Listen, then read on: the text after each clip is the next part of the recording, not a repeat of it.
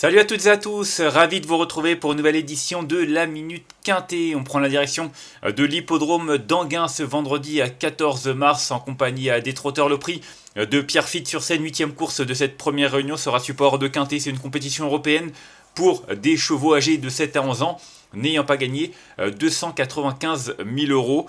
Voilà pour les conditions. 2150 mètres à parcourir avec un départ de Nalette de l'autostart. 16 concurrents qui ont répondu présent. Donc le plein de partants a été fait.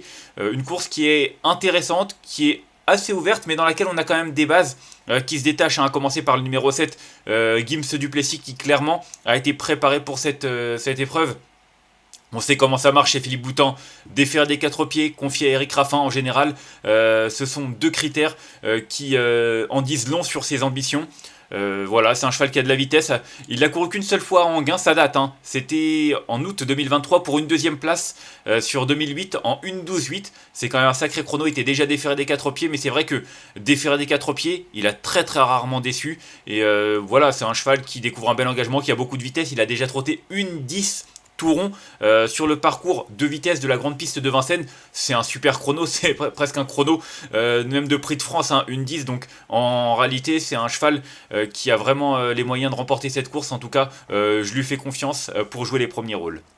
Ensuite, j'ai retenu en deuxième position le 10 AI Propulsion, qui descend de catégorie. On l'a vu s'illustrer vraiment dans de très bons lots cet hiver sur l'hippodrome de Vincennes, notamment les 2 dernières fois, puisque en dernier lieu, c'était déjà le prix Guilux et Léon Zitrone, une belle épreuve européenne dans laquelle elle affrontait que des femelles, mais quand même de qualité, notamment des européennes et des concurrentes plus jeunes qu'elle qui avaient vraiment de bons moyens. Et puis auparavant, elle a quand même terminé 3ème du prix Hélène Johansson, une compétition qui est toujours très convoitée le jour du prix d'Amérique. Là encore, il y avait un lot qui tenait la route, même s'il n'y avait que des femelles, il y avait des jeunes, il y avait des 6 ans. Donc franchement, elle découvre des conditions de course à sa portée. Puis ce qu'il faut également noter, c'est qu'en une seule sortie à Anguin, elle avait gagné. Alors oui, c'était il y a 3 ans, mais quand même, ça montre une certaine qualité. Puis l'entraînement est en grande forme, celui de Jean-Luc Bijon. Donc voilà, pour moi, elle a tout pour plaire.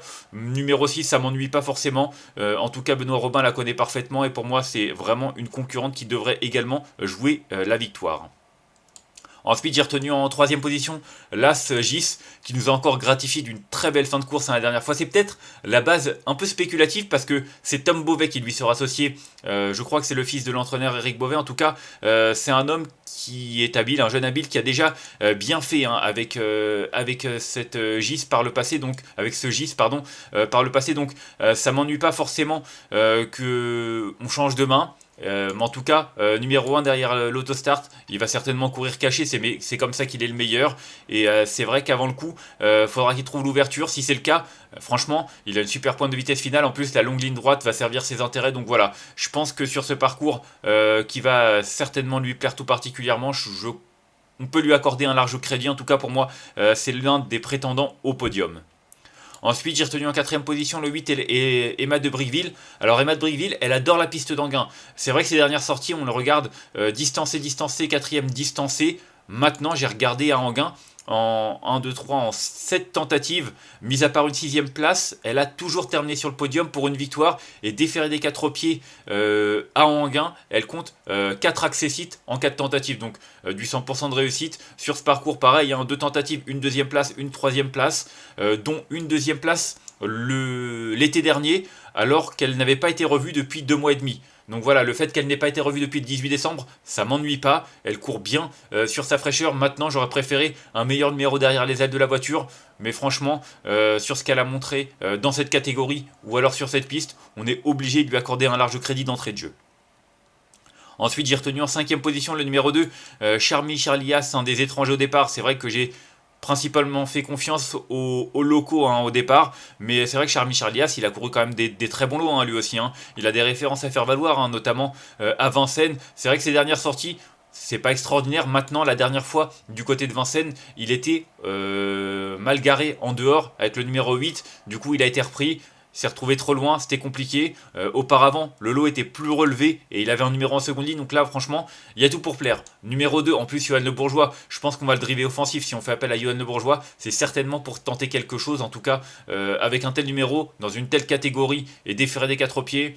Moi, je pense qu'il est en mesure de redorer son blason. Il a couru une seule fois en gain pour une 3e place. C'était il y a environ un peu moins de 2 ans de cela. Non, j'aime bien sa candidature. Je pense qu'il fait partie des concurrents capables même de monter sur le podium. Ensuite, j'ai retenu en 6ème position le 13 Highfire d'RP. Écoutez, sa dernière sortie est excellente. Hein. Il a surpris à Cagnes-sur-Mer, je ne m'attendais pas à ça de sa part. Il était proposé que à 10 contre 1, il a pris tête et corde. C'était pas forcément la tactique qu'il apprécie le plus.